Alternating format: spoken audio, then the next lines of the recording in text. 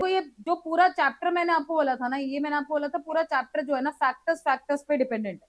Factors affecting investment decision, dividend decision, financing decision, fix capital, working capital, पूरा chapter factor factor पे dependent है, ये ध्यान में रखना। ठीक है, तो ऐसे जैसे इस चैप्टर में मैंने आपको 3 डिसीजन बताए, 3 के फैक्टर बताए। ठीक है, investment decision, dividend decision, financing decision, फिर हमने तीनों के फैक्टर पढ़े। ऐसी बेटा 3 टर्म्स और आती है जिनके और फैक्टर्स आते हैं। ठीक है, फिक्स कैपिटल के भी फैक्टर आते हैं 6 नंबर में, वर्किंग कैपिटल के भी आते हैं फैक्टर्स 6 नंबर में। ठीक है, तो वो भी, और कैपिटल स्ट्रक्चर के भी आते हैं। ठीक है, तो 3 और फैक्ट, मतलब पूरा चैप्टर बेटा फैक्टर फैक्टर पे डिपेंडेंट। ठीक है, तो इतना सारे फैक्टर फैक्टर पढ़ के तो दिमाग खराब हो ही गई, पर पढ़ना पड़ेगा, कुछ नहीं कर सकते। ठीक है, इंपॉर्टेंट है बेटा ये चैप्टर।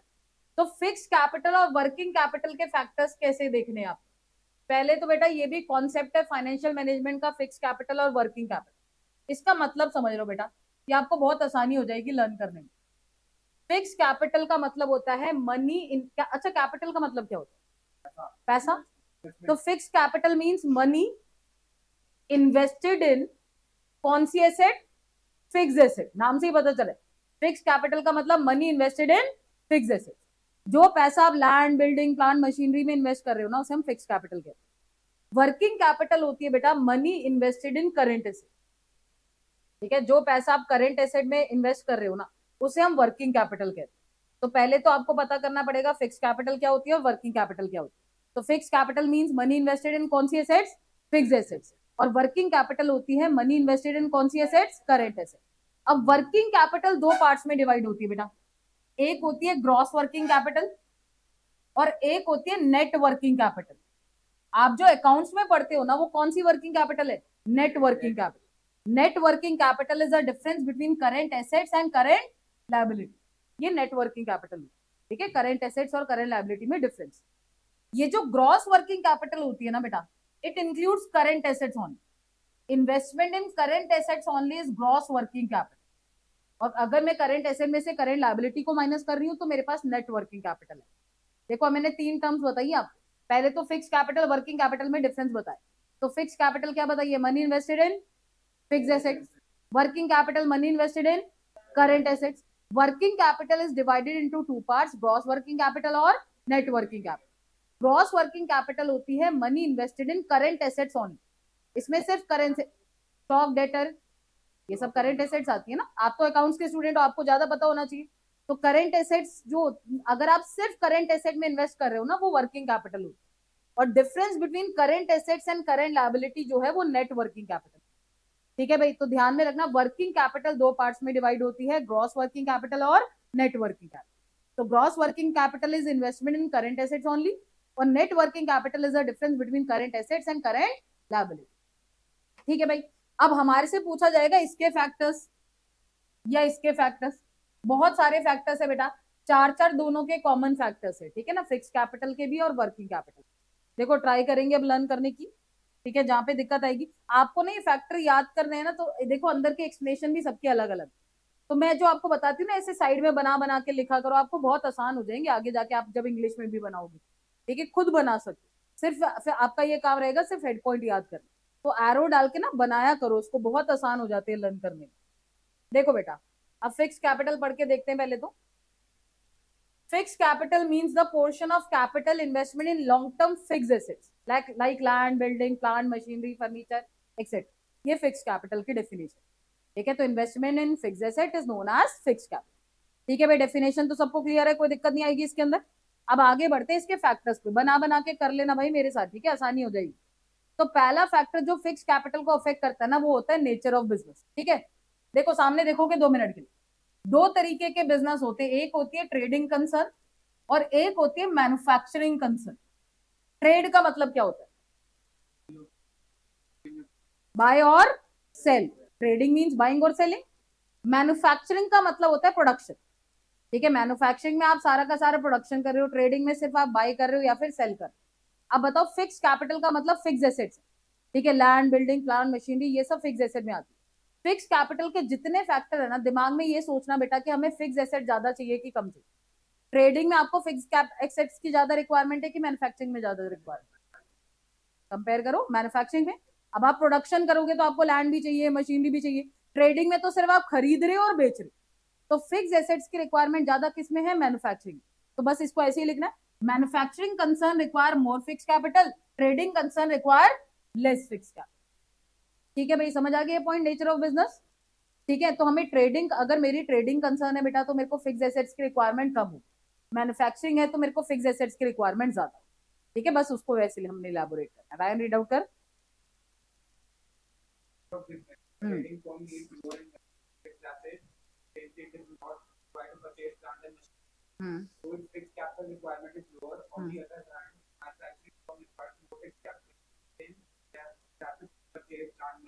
समझ आ गई बेटा।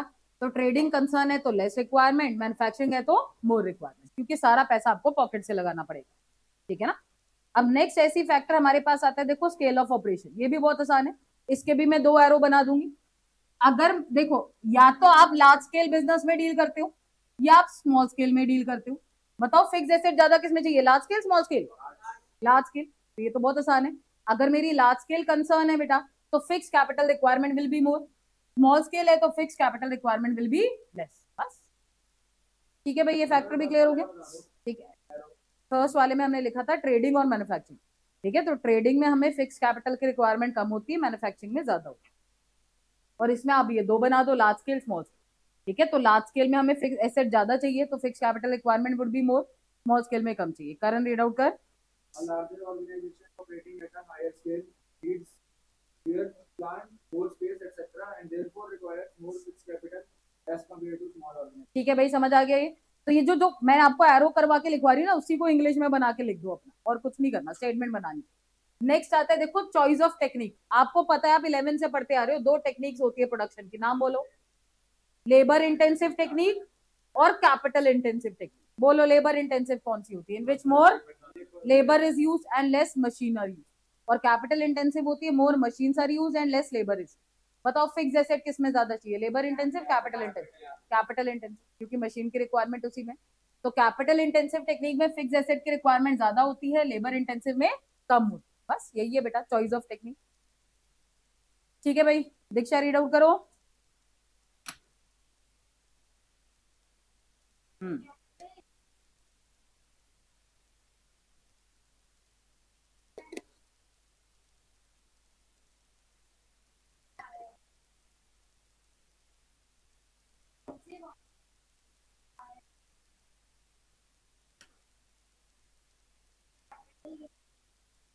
समझ आ गया बेटा।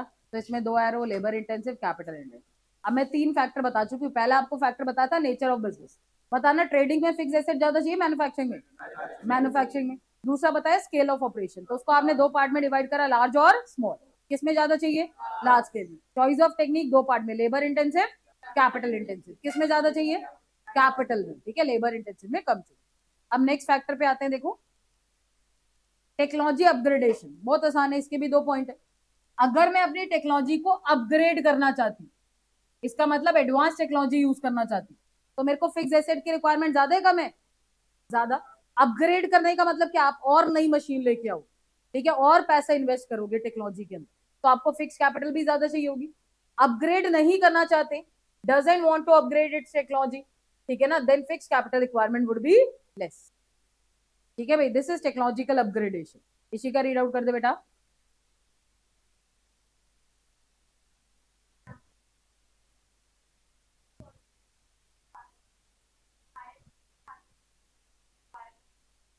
ठीक है, तो ऑब्सोलीट का मतलब क्या होता है, बकवास ऐसे बोलोगे, घटिया। हाँ, घटिया हो जाती है, ठीक है, खराब, पुरानी, ऐसे। ठीक है, तो अगर आपकी एसेट्स ऑब्सोलीट हो रही है, बेकार, घटिया, खराब हो रही है, तो हमें उसको जल्दी चेंज करना पड़ेगा, तो हमें अपग्रेड करना पड़ेगा। ठीक है, अपग्रेड करना पड़ेगा तो फिक्स एसेट ज्यादा चाहिए। ठीक है, अपग्रेड नहीं करना पड़ेगा तो हमें कम चाहिए। अब नेक्स्ट आती है फाइनेंसिंग ऑल्टरनेटिव, इसको पहले पढ़ेंगे फिर समझे। लीज और रेंट का मतलब समझ आता है, आते हैं? आते नहीं आता है, हाँ ना तो बोलो बेशर्मो, मुंडी ऐसे ऐसे करते हो, बोलो नो। तो प्रबलीन इसको रीड आउट करो पहले।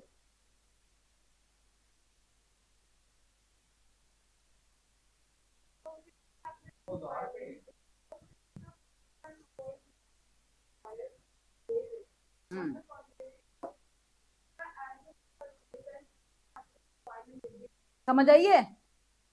अगर आप किसी एसेट को लीज पे ले रहे हो, मतलब एक तरीके से रेंट पे मैं ले रही हूँ, तो ऑब्वियस है मुझे फिक्स कैपिटल की रिक्वायरमेंट कम होगी। और अगर किसी एसेट को मैं परचेज कर रही हूँ, परचेज करने का मतलब सारा पैसा इन्वेस्ट करना पड़ेगा, तो फिक्स कैपिटल की रिक्वायरमेंट ज्यादा होगी।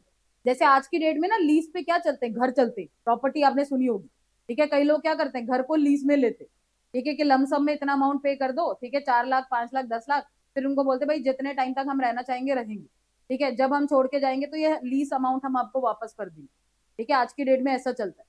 तो ऐसी सेम इसमें कि अगर मैं कोई एसेट लीज पे खरीद रही हूँ तो ऑब्वियसली मुझे पैसा कम चाहिए, और अगर मैं उसको परचेज कर रही हूँ तो सारा पैसा मुझे पॉकेट से लगाना पड़ेगा, तो मुझे ऑब्वियस फिक्स एसेट ज्यादा चाहिए, ठीक है, फिक्स कैपिटल की रिक्वायरमेंट ज्यादा हो।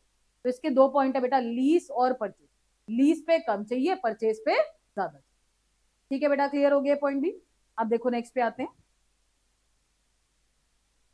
डाइवर्सिफिकेशन। ये तो खुद बता दो, डाइवर्सिफाई करने का मतलब क्या होता है, चेंज करना, है ना। डाइवर्सिफिकेशन मीन्स चेंजेस ना। अगर आप अपने बिजनेस को डाइवर्सिफाई करना चाहते हो, चेंज करना चाहते हो, वैरायटी में डील करना चाहते हो, ठीक है, बताओ, fix capital requirement will be more, ठीक है। तो if firm wants to diversify its business, fix capital requirement ज्यादा होगी, नहीं करना चाहती तो कम, बस, ठीक है भाई, क्लियर हो गया। तो मैं चेंज करना चाहती हूँ, ऑब्वियसली मुझे पैसा चाहिए होगा, तो फिक्स कैपिटल रिक्वायरमेंट ज्यादा, ठीक है, अदरवाइज कम होगी। रोशनी रीड आउट कर ले बेटा।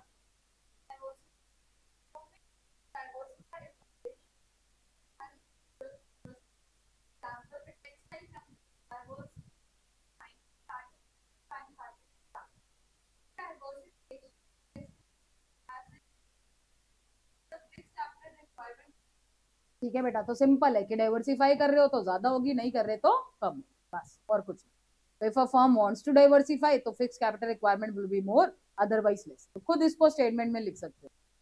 नेक्स्ट है ग्रोथ प्रोस्पेक्ट, ये भी आप ही बता सकते हो मुझे। बताओ भाई, मैं अपने बिजनेस को ग्रो करना चाहती हूँ, तो fix capital requirement would be मोर, नहीं करना चाहती लेस, बस, ठीक है, this is growth. Akshay read out कर।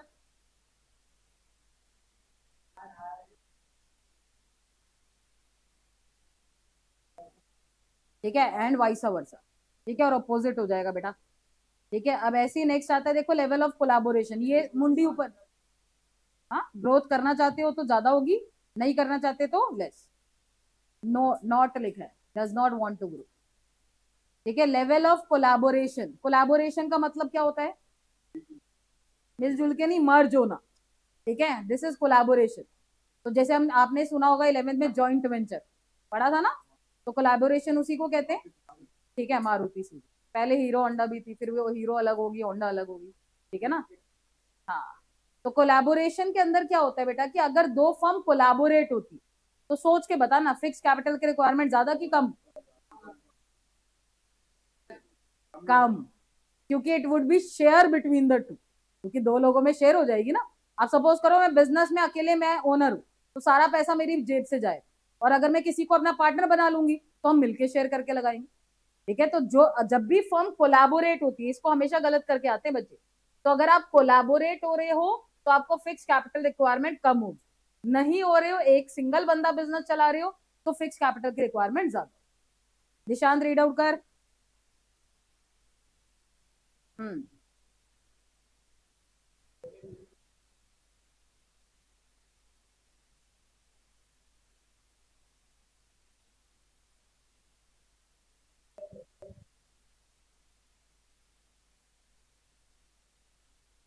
समझ आ गई बेटा। तो कोलैबोरेशन हो रहे हो तो फिक्स कैपिटल की रिक्वायरमेंट कम होगी, अदरवाइज ज्यादा होगी।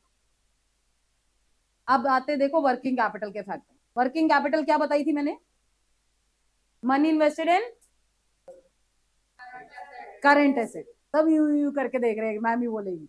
तो फिक्स कैपिटल क्या थी, money invested in fix asset, ठीक है ना। और वर्किंग कैपिटल मनी इन्वेस्टेड इन करंट एसेट। और वर्किंग कैपिटल दो पार्ट में डिवाइड थी, नाम बोलो, ग्रॉस वर्किंग कैपिटल और net working capital. Gross working capital is investment in current assets only, ठीक है ना। और net working capital is the difference between current assets and current liability. Akshay तेरा फोन ले लूंगी और आज घर वालों को बुलाऊंगी, ध्यान रखो। तो अब हम वर्किंग कैपिटल पढ़ रहे हैं बेटा, देखो, वर्किंग कैपिटल मैंने आपको बता दी, that portion of capital investment short term current asset, simple बोलेंगे उसको, लॉन्ग टर्म बोला था तो लॉन्ग टर्म में फिक्स एसेट आती है, शॉर्ट टर्म में कौन सी एसेट्स आती है, करंट एसेट। तो सिंपल है, investment in current asset is working capital. Net working capital बता दी, difference between current assets and current liability. तो इसको ये एक तरीके से ग्रॉस वर्किंग कैपिटल की डेफिनेशन, ठीक है, investment in current assets on. Net working capital ये difference between current assets and current liability. अब आगे आ जाओ, देखो इसके फैक्टर्स पे आते हैं। पहला है प्रोडक्शन साइकिल। देखो प्रोडक्शन साइकिल में ना टाइम पीरियड आता है, प्रोडक्शन को सेल में कन्वर्ट करने में कितना टाइम लग रहा है। जैसे एग्रीकल्चर होता है ना बेटा, एग्रीकल्चर में क्या होता है, रॉ मटेरियल को जो भी आपके पास, जैसे सीड आज मैंने सो करा है तो कल ही थोड़ा प्रोडक्शन हो जाएगा, परसों थोड़ा मैं बेच लूंगी, ठीक है। इसका मतलब अगर मेरी प्रोडक्शन साइकिल लंबी है, रॉ मटेरियल को फिनिश गुड्स में कन्वर्ट करने में मुझे ज्यादा टाइम लग रहा है, तो वर्किंग कैपिटल में करंट एसेट्स आती है। और करंट एसेट में अगर आपको पता हो बेटा, तो हर बिजनेसमैन की सबसे बड़ी करंट एसेट है cash. Cash is a current asset, सही बोल रही हूँ, कैश करंट एसेट्स में आती है ना। तो हर बंदे के लिए सबसे बड़ी करंट एसेट्स कौन सी है, कैश है, पैसा है। वर्किंग कैपिटल के फैक्टर आपको बहुत आसान लगेंगे, इसके सारे फैक्टर में ना आप कैश को कंसीडर करें कि हर फैक्टर में आपको कैश ज्यादा चाहिए या कम चाहिए। जैसे फिक्स कैपिटल के फैक्टर में हम देख रहे थे, हमें फिक्स एसेट ज्यादा चाहिए, फिक्स एसेट कम चाहिए। तो वर्किंग कैपिटल के सारे फैक्टर्स में आप दिमाग में रखना कैश ज्यादा चाहिए कि कम चाहिए, तो आपसे कोई भी फैक्टर गलत नहीं हो। तो प्रोडक्शन साइकिल अगर मेरी लॉन्ग है, रॉ मटेरियल को फिनिश गुड में कन्वर्ट करने में ज्यादा टाइम लग रहा है, बताओ आपको कैश की रिक्वायरमेंट ज्यादा होगी कम होगी, ज्यादा होगी, है ना। अगर मैंने आज कुछ भी रॉ मटेरियल लेके आई हूँ, ठीक है, और 3 महीने बाद प्रोडक्शन हो रहा है, फिर मैं उसको बेचूंगी, तो 3 महीने तक तो मैं खाली बैठूंगी, तो मुझे कैश की रिक्वायरमेंट ज्यादा होगी। और आज ही मैं प्रोडक्शन कर रही हूँ, कल ही बेच रही हूँ, तो मुझे कैश की रिक्वायरमेंट कम होगी। तो जितनी लंबी प्रोडक्शन साइकिल है ना बेटा, उतनी ज्यादा कैश की रिक्वायरमेंट। और कैश का मतलब वर्किंग कैपिटल, ऐसे दिमाग में रख। जितनी शॉर्ट ड्यूरेशन है बेटा, उतनी शॉर्ट आपको जो है रिक्वायरमेंट। समझ आई प्रोडक्शन साइकिल। तो प्रोडक्शन साइकिल में ऐसे 2 पॉइंट बनाओगे, लॉन्ग और शॉर्ट। लॉन्ग है तो कैश की रिक्वायरमेंट ज्यादा, शॉर्ट है तो कम, ठीक है। जैसे कई बार पूछा जाता है, ब्रेड, ब्रेड कौन से आइटम के अंदर आती है, पेरिशेबल नॉन पेरिशेबल, पेरिशेबल। तो इसमें कैश की रिक्वायरमेंट ज्यादा होती है कम होती है, कम होती है, क्योंकि डेली बिकती है, ठीक है ना। जो पेरिशेबल गुड्स होते हैं ना, वो जल्दी कैश में कन्वर्ट होते हैं बेटा। जो ड्यूरेबल गुड्स होते हैं वो कम टाइम में कैश में कन्वर्ट होते हैं। फर्नीचर ये ड्यूरेबल में आता है, हर कोई बंदा डेली फर्नीचर तो नहीं खरीदेगा, तो उसको कैश की रिक्वायरमेंट उस केस में ज्यादा होगी, जो ओनर होगा, ठीक है ना। ब्रेड बटर ये सब पेरिशेबल है, तो इनकी शॉर्ट ड्यूरेशन होती है, ठीक है ना, डेली इनका कंजप्शन होता है। तो ये प्रोडक्शन साइकिल है बेटा, ठीक है। हमने रीड आउट कर बेटा।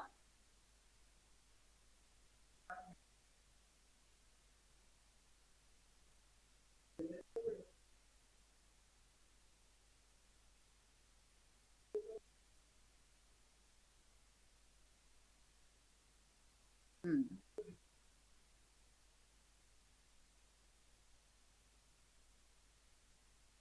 हम्म रिक्वायरमेंट, ठीक है बेटा, समझ आ गया। तो प्रोडक्शन साइकिल यही 2 पॉइंट मैंने आपको लिखवाए, या तो लॉन्ग होगी ड्यूरेशन या फिर आपकी शॉर्ट ड्यूरेशन। तो शॉर्ट ड्यूरेशन में कम चाहिए, लॉन्ग ड्यूरेशन में ज्यादा चाहिए, बस, ठीक है ना, ये ध्यान दें। ऐसे ही देखो नेक्स्ट हमारे पास आता है बिजनेस साइकिल। अच्छा, प्रोडक्शन साइकिल और बिजनेस साइकिल में डिफरेंस है। प्रोडक्शन साइकिल तो मैंने बता दिया, रॉ मटेरियल को फिनिश गुड में कन्वर्ट करने में जो टाइम लगता है उसको प्रोडक्शन साइकिल कहते हैं। बिजनेस साइकिल दो होती है, बूम पीरियड या फिर रिसेशन। मार्केट में दो ही टाइम पीरियड होते हैं ना, या तो बूम पीरियड होता है, बूम में हर बिजनेस को प्रॉफिट होता है, लॉस होता है, और रिसेशन में, बस। अब इसको आप बताओगे आगे कंटिन्यू कर, ठीक है। ओंकार रीड आउट कर पहले इसको, सोचो।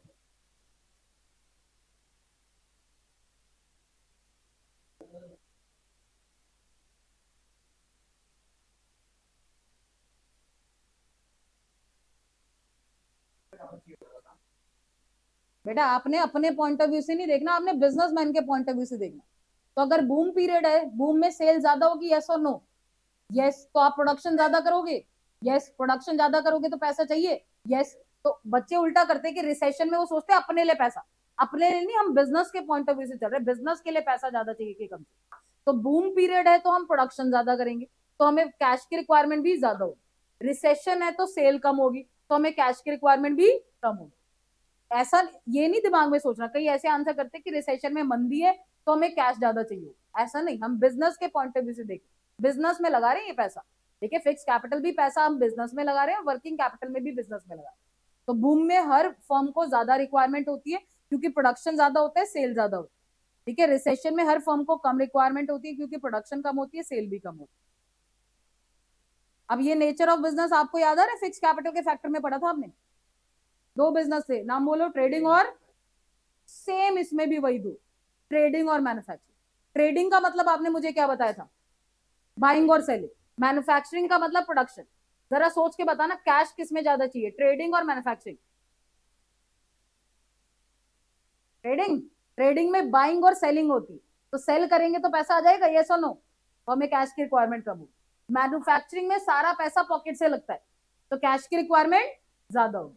तो ये दोनों का कॉमन फैक्टर है। फिक्स कैपिटल भी अगर आपको याद हो तो फिक्स कैपिटल मैन्युफैक्चरिंग में ज्यादा चाहिए थी, वर्किंग कैपिटल भी मैन्युफैक्चरिंग में ज्यादा चाहिए, ट्रेडिंग में कम चाहिए। ये दोनों का कॉमन फैक्टर है बेटा। ट्रेडिंग का मतलब होता है सिंपल बाइंग और सेलिंग, मैं खरीद रही हूँ और बेच रही हूँ। ठीक है, तो जब बेचेंगे तो अपने पैसा आ जाएगा, तो हमें कैश कम चाहिए। मैन्युफैक्चरिंग में बेटा हर ओनर जो है ना वो सारा पैसा पॉकेट से लगाता है। ठीक है ना, क्योंकि आप प्रोडक्शन कर रहे हो तो आपको हमेशा फिक्स एसेट भी ज्यादा चाहिए होगी और वर्किंग भी ज्यादा चाहिए। ठीक है निकलेश, रीड आउट कर।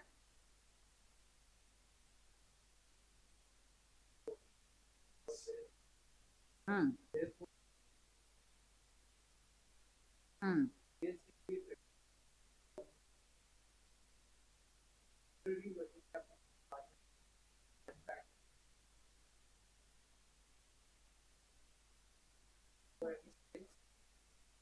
समझ आई बेटा।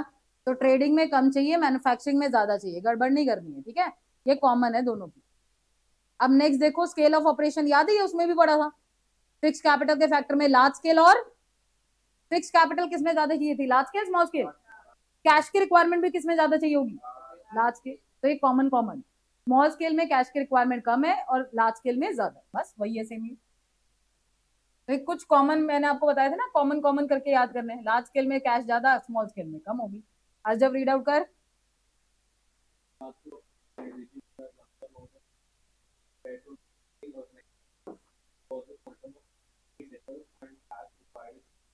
ठीक है बेटा, तो लार्ज स्केल पे हो गया तो आपको फिक्स वर्किंग कैपिटल ज्यादा चाहिए, अदरवाइज स्मॉल स्केल पे कम चाहिए। सीजनल फैक्टर्स, अब ये एक अच्छा पॉइंट है, पहले ये रोमित रीड आउट करेगा।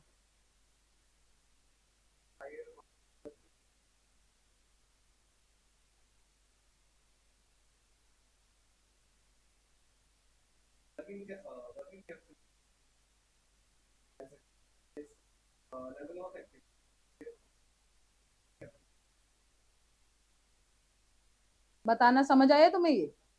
बताओ पीक सीजन कौन सा होता है, सेल ज्यादा होती है। फिर भी पीक का मतलब क्या होता है, पीक और लीन डिफरेंस क्या है दोनों में? डिमांड ज्यादा होती है, सेल ज्यादा होती है, सही है। और कुछ? प्रोडक्ट पे डिपेंड करता है, कैसे? हाँ, तो हर बिजनेसमैन अपने अकॉर्डिंग ही देखेगा ना कि पीक पे है कि लीन पे। ठीक है ना, हर ओनर अपने अकॉर्डिंग देखता है कि उसका पीक सीजन चल रहा है। पीक सीजन का मतलब उसके, सही बोला आपने, कि जब उसके प्रोडक्ट की डिमांड बहुत बढ़ रही है। और लीन सीजन का मतलब क्या, उसके प्रोडक्ट की डिमांड कम हो रही है। और ये ज्यादातर होता है बेटा सीजनल प्रोडक्ट के अंदर। ठीक है, जो सीजनल प्रोडक्ट्स होते हैं, ठीक है, जैसे कॉटन क्लोथ की डिमांड कब होती है, समर में होती है। विंटर में वुलन क्लोथ की डिमांड होती है। ठीक है, तो विंटर में वुलन क्लोथ का पीक सीजन है, ठीक है, और कॉटन का लीन सीजन है। ठीक है, तो अगर आप पीक सीजन के अंदर हो, ठीक है, तो आपको कैश की रिक्वायरमेंट ज्यादा है कम है,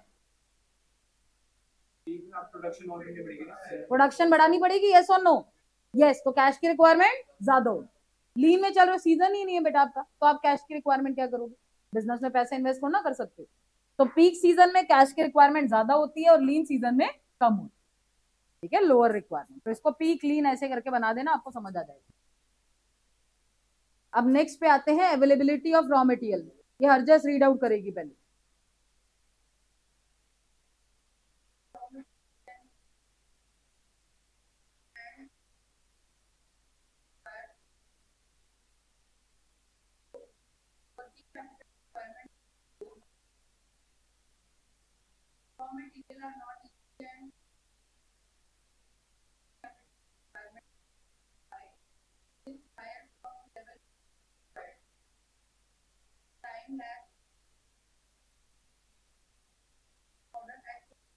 ये छोड़ दो पैराग्राफ, सिर्फ पहला पैराग्राफ ही मार्क करोगे इसके अंदर, ठीक है। तो अब अवेलेबिलिटी ऑफ रॉ मटेरियल के अंदर ये क्या बोल रहा है बेटा। अच्छा, स्टॉक करंट एसेट्स में आती है ना, कैश, स्टॉक, डेटर्स, ये सब आपने पढ़ा है। तो ये कह रहा है कि अगर रॉ मटेरियल जो है ना वो इजीली आपको मिल रहा है, तो क्या आपको उसका स्टॉक मेंटेन करने की जरूरत है, नहीं। तो हमें वर्किंग कैपिटल की रिक्वायरमेंट कम हो, ठीक है। और अगर आपको रॉ मटेरियल इजीली नहीं मिल रहा तो आपको उसको स्टॉक करना पड़ेगा, तो स्टॉक इज करंट एसेट, ठीक है। तो आपको वर्किंग कैपिटल की रिक्वायरमेंट ज्यादा हो, कैश भी तो ज्यादा चाहिए ना। स्टॉक आप मेंटेन कर रहे हो तो आपको कैश ज्यादा चाहिए, स्टॉक मेंटेन नहीं कर रहे तो आपको कैश कम चाहिए, ठीक है। तो रॉ मटेरियल अगर इजीली अवेलेबल है तो आपको स्टॉक मेंटेन करने की रिक्वायरमेंट नहीं है, तो वर्किंग कैपिटल कम चाहिए। इजीली अवेलेबल नहीं है तो ज्यादा चाहिए, ठीक है। बस इसमें पहला पैराग्राफ ही करना है अपने, और कुछ नहीं। देखो नेक्स्ट पे आते हैं हम। समझ आई ये वाला, पूछ लो भाई। अगर रॉ मटेरियल बेटा वो कह रहे, देखो अवेलेबिलिटी, पॉइंट का नाम है अवेलेबिलिटी ऑफ रॉ मटेरियल। अगर आपके बिजनेस, आप बिजनेसमैन हो बेटा, आपको रॉ मटेरियल इजीली अवेलेबल, तो क्या आपको स्टॉक बनाने की जरूरत है, नहीं। तो आपको stock is a current asset, बनाने की जरूरत नहीं है, तो करंट एसेट की रिक्वायरमेंट कम हो। रॉ मटेरियल इजीली अवेलेबल नहीं है तो बंदा क्या करता है, उसको स्टॉक करके रखता है। स्टॉक बढ़ेगा तो करंट एसेट की रिक्वायरमेंट भी बढ़ जाएगी, बस, ठीक है। तो ध्यान में रखना।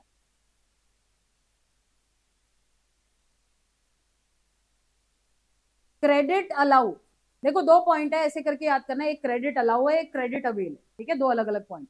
अगर आप जो है सेल कर रहे हो क्रेडिट के बेसिस, तो आपको कैश की रिक्वायरमेंट ज्यादा है कि कम है। क्रेडिट में बेच रहे हो तो आपको कैश चाहिए, यस और नो, ज्यादा चाहिए कम चाहिए। अगर आप क्रेडिट अलाउ कर रहे हो कस्टमर को, अपने गुड्स क्रेडिट में बेच रहे हो, बेशर्मो, तो उधारी पे बेच रहा है तो तेरे को कैश नहीं चाहिए, ज्यादा चाहिए ना। अगर आप क्रेडिट अलाउ कर रहे हो बेटा, क्रेडिट पे गुड्स बेच रहे हो, तो मेरे को तो ऑब्वियस है कैश की रिक्वायरमेंट ज्यादा होगी। और अगर मुझे क्रेडिट अवेल हो रहा है तो कैश की रिक्वायरमेंट कम होगी। ये दो सिचुएशन मिल रहा है। हाँ, क्रेडिट अलाउ का मतलब आप क्रेडिट पे बेच रहे हो गुड्स, ठीक है ना, तो ध्यान में रखना। तो liberal credit policy, that is more credit period allow on goods sold, result in higher amount of debt. तो आपको working capital requirement would be higher. तो इसको सिंपल देखो, इतना मुश्किल लिखा हुआ है, सिंपल लिख दो कि if credit is allow then working capital requirement would be more, बस, ठीक है। अगर आप क्रेडिट अलाउ कर रहे हो तो आपको वर्किंग कैपिटल रिक्वायरमेंट ज्यादा होगी, कैश ज्यादा चाहिए ना, अदरवाइज कम चाहिए। ऐसी नेक्स्ट है देखो, credit avail, if a firm gets more credit period on its purchase, ठीक है, तो working capital requirement would be reduce, ये उल्टा होगी। तो क्रेडिट में बेच रहे हो तो ध्यान में रखना तुम्हें कैश चाहिए, तो वर्किंग कैपिटल रिक्वायरमेंट ज्यादा होगी, और अवेल हो रहा है तो कम हो जाएगी। लेवल ऑफ कंपटीशन, ये भी एक अच्छा पॉइंट है, निकलेश रीड आउट कर दे बेटा।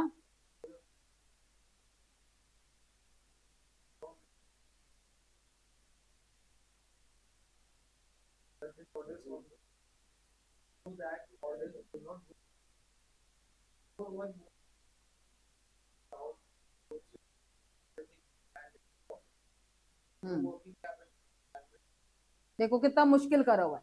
सिंपल है बेटा कि अगर मार्केट में कंपटीशन ज्यादा है, अगर मार्केट में कंपटीशन ज्यादा है बेटा, तो आपको कैश की रिक्वायरमेंट ज्यादा होगी कम होगी, ज्यादा होगी। कंपटीशन ज्यादा है तो मैं एग्रेसिव एडवर्टाइजमेंट करूंगी, पब्लिसिटी करूंगी अपने प्रोडक्ट को प्रमोट करने के लिए, तो मुझे कैश की रिक्वायरमेंट भी ज्यादा होगी। मेरा कोई कॉम्पिटिटर नहीं है तो क्या मेरे को एडवर्टाइजमेंट वगैरह करने की रिक्वायरमेंट है, नहीं, तो मुझे ऑब्वियस है कैश की रिक्वायरमेंट भी कम हो, बस, ठीक है ना। तो ऐसे करके बना दो इसको आसानी से, इतना मुश्किल लैंग्वेज में उसने। इसको ना पीडीएफ आपको सेंड करूंगी, 2 पेज की, पूरा चैप्टर है 2 पेज के अंदर। नेक्स्ट है ग्रोथ प्रोस्पेक्ट, गुरलीन पढ़ेगी, पहले तो गुरलीन बताएगी। ग्रोथ करना चाहते हो तो ग्रोथ दोनों का कॉमन है, याद आ रहा है। ग्रोथ करना चाहते हो कैश की requirement, otherwise self read out कर।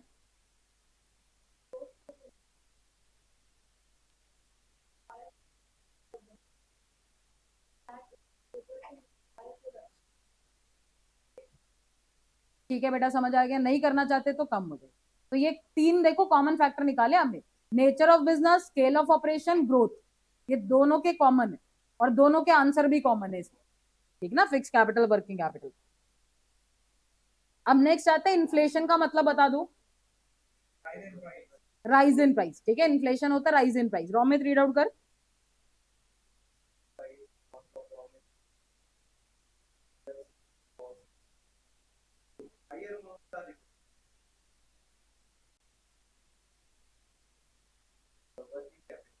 समझ आई है? इन्फ्लेशन होगा तो हर महंगाई होगी बेटा, प्रोड्यूसर के लिए भी तो महंगाई होगी, उसके लिए रॉ मटेरियल महंगा हो जाएगा, लेबर को वेजेस ज्यादा देनी पड़ेगी, हर चीज, ठीक है ना, इलेक्ट्रिसिटी वगैरह सब, ठीक है, तो उसको वर्किंग कैपिटल की रिक्वायरमेंट ज्यादा हो जाएगी, अदरवाइज कम हो जाएगी। ओहो हो, ट्रेडिंग ऑन इक्विटी, इसका ये न्यूमेरिकल है बेटा, इसके अंदर ट्रेडिंग ऑन